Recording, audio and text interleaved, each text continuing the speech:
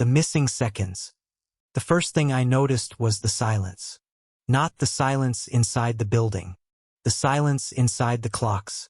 I was standing in the basement of Building 264 at the Jet Propulsion Laboratory when it happened, though at the time I didn't know anything had happened at all. I was looking at a wall of numbers. Millions of them. Temperature readings from deep space instruments.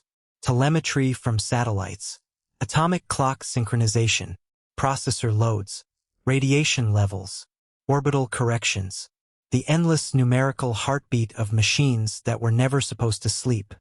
My job was to make sure those machines kept counting. I was a systems engineer in JPL's Advanced Computing Division. At least that was what my badge said. I had worked there for 11 years. Or so I thought. The funny thing about memory is that it doesn't feel like a recording. It feels like a fact. You don't remember believing you had a childhood. You simply know you had one. You don't remember deciding that your mother was your mother. You simply know she was.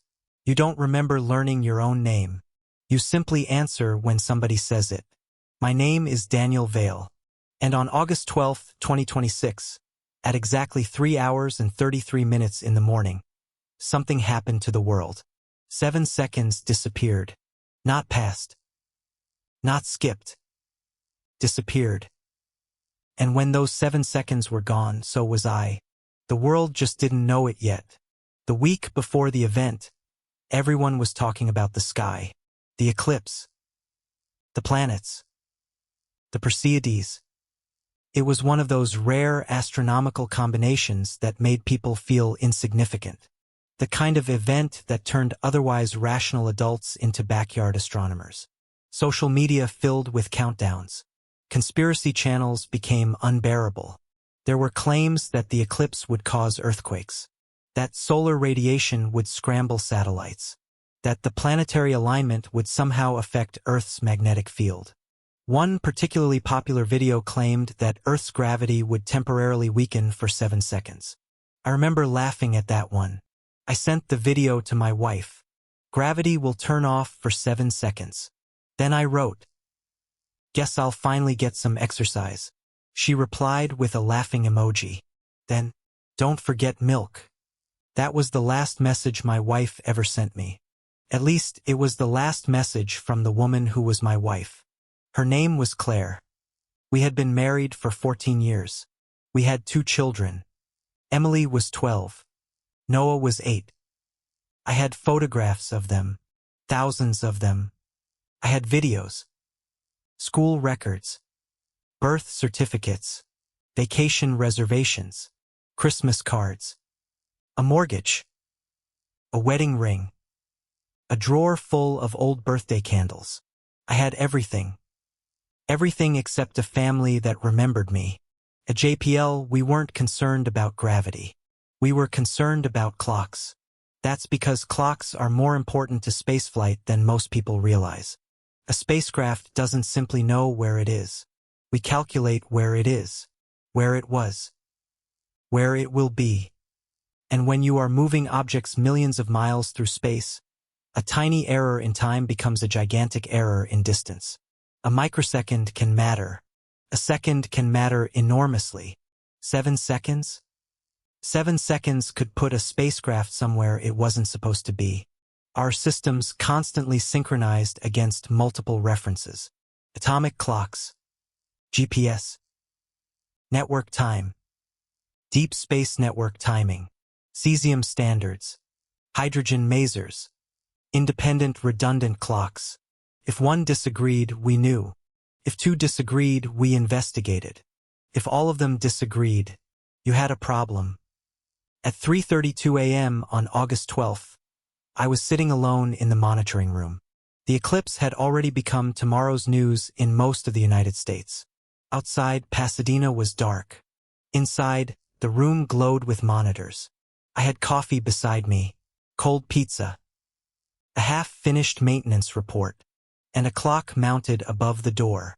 3 hours, 32 minutes, and 47 seconds. I remember that number because I was waiting for the synchronization test.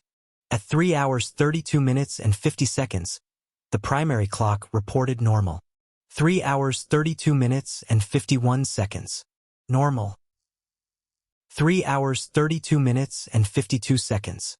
Normal. 3 hours 32 minutes and 53 seconds. Normal.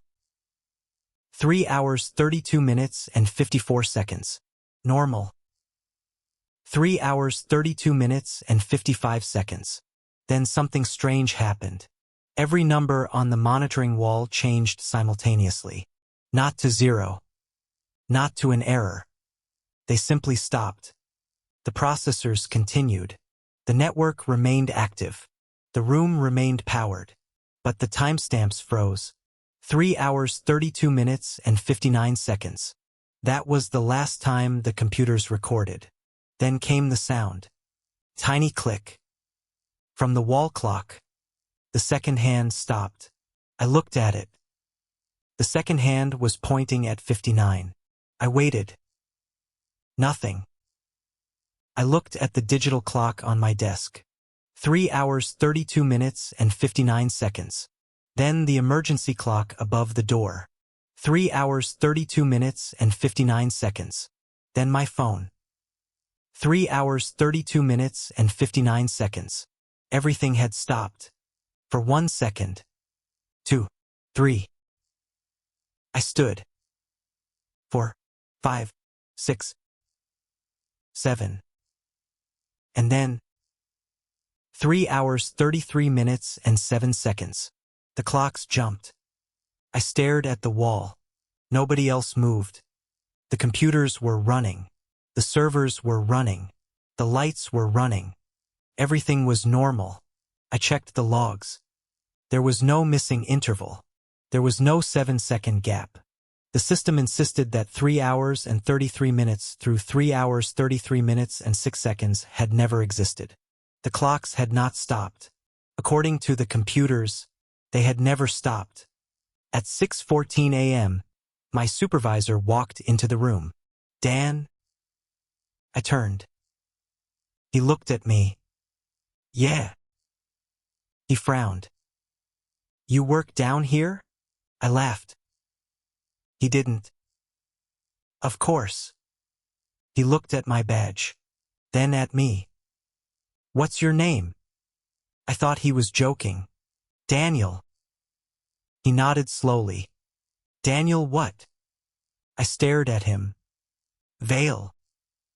He looked uncomfortable. I don't think we've met. I smiled. Tom. We've worked together for 11 years. He didn't smile back. No, we haven't. That was when I felt the first crack in reality. Not fear. Confusion. Deep, physical confusion. The kind that makes your stomach tighten. I pulled up the personnel database. Daniel Vale. Employee ID. Department. Start date. Everything was there. I clicked on his profile. Then mine. My personnel photograph appeared. Except the name underneath it was different. Daniel Vale, Systems Engineering. The employee record had been created that morning. At 3 hours 33 minutes and 7 seconds. I stared at the screen. My supervisor leaned over. That's strange. What's strange? You. I drove home. I remember the entire drive. I remember the freeway, the traffic, the sunlight, the smell of gasoline when I stopped for coffee. I remember turning onto our street. I remember the blue mailbox. I remember the crack in the driveway. I remember our house. Everything looked exactly right, except there was a moving truck parked outside. I slowed down. A woman was carrying a box through the front door. I stopped the car. Claire. She looked at me. She smiled politely. Can I help you? I couldn't speak. She looked behind me, then back at me. Are you looking for someone? I stared at her. This is my house. Her smile disappeared. No. I got out of the car. Claire, stop. She stepped backward. Who are you? I pointed at the house. Our house. She shook her head. This is my house. Then a little boy appeared behind her. Noah. My son. He looked at me. I nearly collapsed. Noah. He hid behind Claire. She put an arm around him. It's okay. I started crying. I didn't care. I walked toward him. It's Dad. The boy looked confused. Mom. Claire stared at me. Please leave. No. Please. Claire, look at me. She did. Nothing. No recognition. Not even discomfort. Just the expression you give a stranger who is becoming dangerous. Then Emily appeared at the doorway. My daughter. 12 years old. Exactly as I remembered her. She stared at me. I whispered, Emily. She said, How do you know my name? Couldn't breathe. That was when I understood. The 7 seconds hadn't taken time from the world. They had taken something out of reality. And somehow I was standing on the wrong side of whatever had been removed. I went back to JPL. Nobody knew me. My office belonged to another man. My desk had never been mine. My photographs were gone. The mug Claire bought me was gone. The little plastic dinosaur Noah gave me was gone. Every trace of my life had vanished. Except the records. That was the strange part. My name existed. My employment existed. My credentials existed. But no one remembered meeting me. I spent 3 days trying to prove I existed. Birth certificate. Medical records. Tax records. Bank account. Marriage certificate. Everything said I was real. But the people connected to those records had no memory of me. My doctor said he'd never seen me. My bank manager said my account had been opened by someone else. My high school had no yearbook photograph of me. My parents were dead. But I found my mother's old house. A neighbor remembered her. Nobody remembered me. It was as if someone had taken every human relationship I had ever formed and carefully erased my presence from it. But not the paperwork. Why? That question became an obsession. Then I found Project Anchor. The file wasn't supposed to exist. It was buried inside an isolated archive attached to a system that wasn't connected to the public JPL network. I found it because of a timestamp. 3 hours 33 minutes and 7 seconds. The same timestamp appeared across 17 unrelated systems. NASA. Military communications. Weather satellites. Deep space telemetry. Air traffic systems. And something else. A classified project. Anchor. The project had existed for decades. Not at JPL. Not officially. It was distributed across several facilities. Its purpose was described as temporal continuity preservation. I read that sentence 6 times. Then I found the original project proposal. The document was dated 1998. The first sentence said, Time is not a dimension through which matter moves. It is the mechanism by which reality retains continuity. I kept reading. Project Anchor had begun after an unexplained anomaly involving atomic clocks. Researchers had discovered that under extremely rare conditions, synchronized clocks could disagree by several seconds without any physical explanation. Not drift. Not malfunction. Disagreement. 2 clocks could occupy the same room, same environment, same reference signal, and one would insist 7 seconds had passed while the other insisted they had not. The phenomenon became known as a temporal shear. The scientists discovered something horrifying. The missing seconds weren't empty. They contained information. Information that could sometimes be recovered. Fragments. Images. Sounds.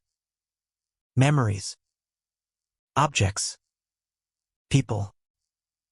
Project Anchor was created to prevent temporal shear events. But in 2017, something changed. They stopped trying to prevent them. They started trying to control them. I found the final report. It was dated August 11, 2026.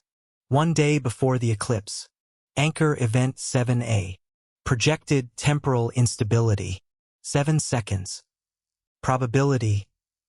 94.7%. Projected global synchronization. 100%. Projected loss. Unknown. There was a handwritten note at the bottom. 3 words. We cannot stop it.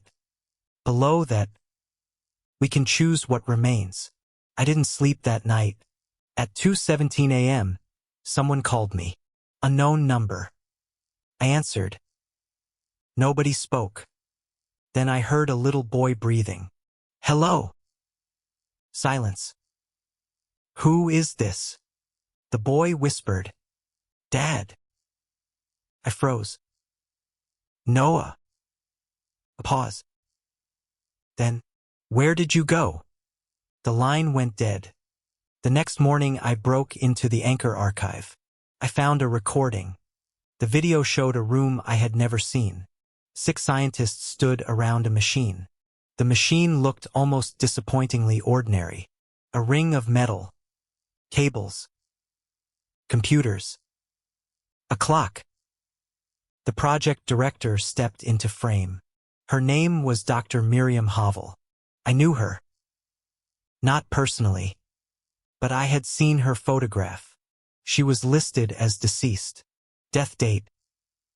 August 12, 2026. Time. 3:33 a.m. The recording began. We have confirmed that the event is unavoidable. A man asked. What happens to the missing? Dr. Havel looked exhausted. They aren't missing. What are they? She hesitated. Removed. From where? Everywhere. Another scientist whispered. Can we reverse it? No. Can we bring them back? Havel looked directly into the camera. That's the wrong question. The room went silent. Then she said, the question is whether we can survive remembering them. The video ended. A second recording began automatically. The timestamp read, 3 hours 33 minutes and 7 seconds. A man was sitting alone in the same room. His face was pale. His eyes were bloodshot. He looked into the camera. If you're watching this, Anchor worked. He swallowed. That's the good news. He leaned closer. The bad news is that it worked exactly as predicted. He held up a photograph. He showed a family. A mother. A father. 2 children. I recognized them. Claire. Me. Emily. Noah. My hands began shaking. The man continued. The Anchor doesn't preserve time. He placed the photograph on the desk. It preserves continuity. What does that mean?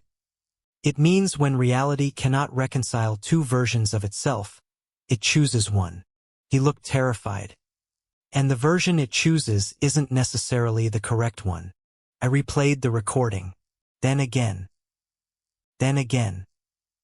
On the 4th viewing, I noticed something. A reflection in the window behind him. Someone was standing in the room.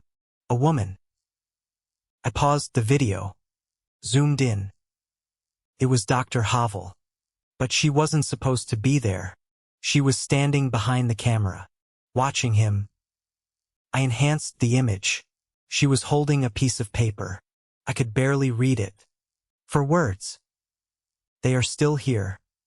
That night, the clocks began stopping again. Not all of them. Just mine. 3:33 a.m. Every night. 7 seconds. I would sit awake and watch. 3 hours 32 minutes and 59 seconds. Then darkness. No sound. No movement. 7 seconds of absolute absence. Then 3 hours 33 minutes and 7 seconds. Every morning I woke with something different missing. The first morning, I forgot my mother's voice. The second, I forgot the smell of Claire's perfume. The third, I forgot Emily's laugh. The fourth, I forgot Noah's face. The fifth, I forgot my own childhood home. The sixth, I forgot why I was fighting.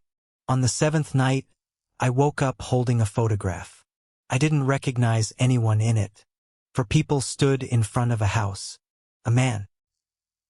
A woman. A girl. A boy. On the back was written, "Daniel, please remember US." I sat on the edge of my bed. I looked at the photograph, and for the first time I couldn't remember why it mattered. Then someone knocked on my door. 3 times. I opened it. Dr. Havel stood outside. Alive. She looked older than she had in the recording. "You found the anchor files." I nodded. "How long have you been watching me?" She smiled sadly. "Since before you existed." I didn't understand. She stepped inside. "Daniel, the 7 seconds weren't removed. What happened?" "They were displaced." "Where?" She looked toward the clock. "Between versions." "Versions of what?" "Us." I stared at her. She continued. "Before the event, there were multiple possible continuities occupying the same reality. Most were nearly identical. Tiny differences, different choices, different accidents, different lives." "You're saying alternate universes?" "No." She shook her head. "That's too simple." She walked to the window. "Imagine reality as a film." She raised one finger. "Every frame contains everything necessary to create the next frame." Then another finger. "But occasionally a frame is damaged." She raised a third. "The film doesn't stop. Then what happens?" "It fills the missing frame with another one." I felt cold. "The 7 seconds weren't deleted." She turned toward me. "They were overwritten." "With what?" She didn't answer. I already knew. "Another version of us." She nodded. "And when Anchor activated, it selected one continuity and destroyed the others." "Destroyed?" "Not exactly." "What does that mean?" She looked at me. "They're still experiencing those 7 seconds." I couldn't speak. "Millions of people are living inside 7 seconds that the rest of us no longer remember." "Where?" She whispered. "Everywhere." My phone rang. Claire. I stared at the screen. The name shouldn't have been there. She wasn't supposed to remember me. I answered. Her voice came through. "Daniel." I closed my eyes. "Claire." She was crying. "I remember." Couldn't breathe. "What do you remember?" "You." Then I heard something behind her. A child laughing. "Noah." Then Emily. Then Claire whispered. "There's something wrong with the clocks." "What?" "They're all saying 3:33. "Claire, where are you?" She told me. I grabbed my coat. Before I left, Dr. Havel stopped me. "You can't go." "Why?" "Because the anchor is running again." I looked at her. "Tonight?" She nodded. "Every night now." "Why?" "Because it didn't finish." At 3 hours 32 minutes and 59 seconds, the world stopped. Again. This time I was standing inside the anchor facility. Dr. Havel stood beside me. Every clock stopped. Every computer froze. Every light seemed suspended. Dust hung motionless in the air. My heartbeat stopped. I couldn't feel my body. Then I heard voices. Thousands of them. Millions. Whispering through the walls. People calling names. People screaming. People laughing. People begging. People remembering. I saw Claire. She stood across the room. But she wasn't alone. There were hundreds of versions of her. Thousands. Some older. Some younger. Some with different hair. Some holding children. some holding weapons, some dead, some smiling, some crying. And behind them were versions of me, so many Daniels, every one of them staring at me. One stepped forward. He looked exactly like me, except he had no eyes. He said, "You weren't supposed to survive." I backed away. "Who are you?" He smiled. "I'm the version they removed." Another voice answered behind me. "No." I turned. Dr. Havel was crying. "He's the version they chose." I looked at her. "What?" She whispered.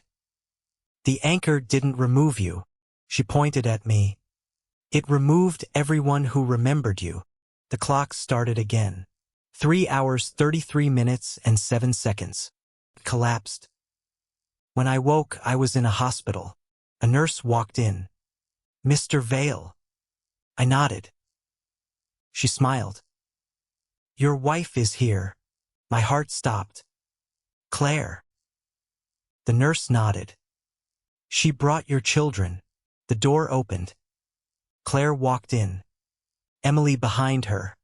Noah holding her hand. All three stared at me. Then Claire smiled. "Hi." I started crying. She came to the bed. She hugged me. I held her as tightly as I could. "I thought I lost you." She pulled away. "You didn't." Emily climbed onto the edge of the bed. Noah looked at me. "Are we going home?" I nodded. "Yes." For the first time in days, I felt whole. Then I noticed the clock. 3:33. The second hand wasn't moving. I stared. Claire followed my gaze. "What is it?" I pointed. "Your clock." She looked at it. "What's wrong with it?" "The time." She frowned. "It's 3:33. No." I looked at my phone. 3:33. The hospital clock. 3:33. The television. 3:33. Every clock in the room. 3:33. I stood. The hallway was silent. Every clock said 3:33. Then I heard a whisper. Not from the room. From inside my head. 7 seconds. I turned toward Claire. "Do you remember August 12th? She smiled. "Of course." "What happened?" "The eclipse." "And the 7 seconds? Her smile faded. "What 7 seconds?" I stared at her. Then at Emily. Then Noah. None of them knew. I walked toward the window. Outside, Pasadena was moving normally. Cars. People. Birds. Traffic. Life. But every clock in the city read 3:33. And then I saw the people. Thousands of them. Standing motionless in the streets.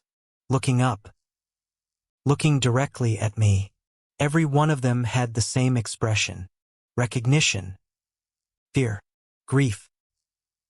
Then they all raised their hands, pointing toward the sky. I looked up. There was no sun. No moon. No stars. Only a black circle hanging above the city. And around it, written in impossible white letters, were 7 numbers. 3 hours and 33 minutes. 3 hours 33 minutes and 1 second. 3 hours 33 minutes and 2 seconds. 3 hours 33 minutes and 3 seconds. 3 hours 33 minutes and 4 seconds.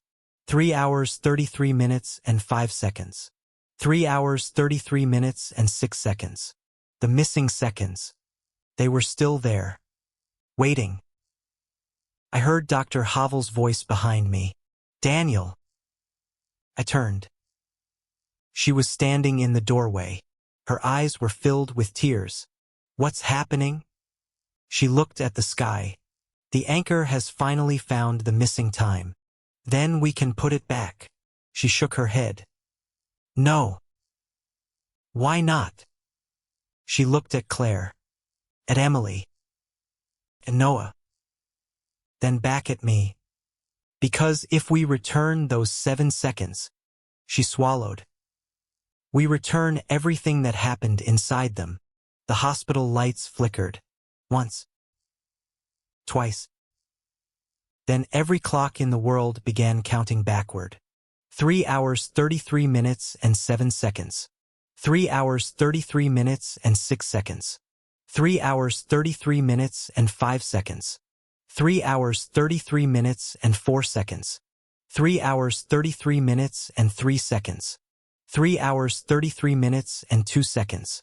3 hours 33 minutes and 1 second. 3 hours and 33 minutes. And then, nothing. For 7 seconds there was no time, no heartbeat, no wind, no thought, no sound, no reality. And somewhere in that impossible darkness, I heard my son whisper, "Dad." I reached for him, but another hand reached back. A hand that was cold, a hand that had too many fingers. And something whispered into my ear, "You were never supposed to remember." Then the clock started again. 3 hours 33 minutes and 7 seconds. And everyone in the world screamed, except me. Because I finally understood what Project Anchor had really been designed to do. It wasn't built to save humanity from losing 7 seconds. It was built to make sure humanity would never remember what happened inside them. And now that we remembered, something else remembered us. Something that had been waiting between those 7 missing seconds. Something that had been there before the first clock was ever built. Something that had just learned how to count. 1, 2, 3, 4, 5, 6, 7. And then the voice began again. Only this time, it wasn't counting seconds. It was counting people.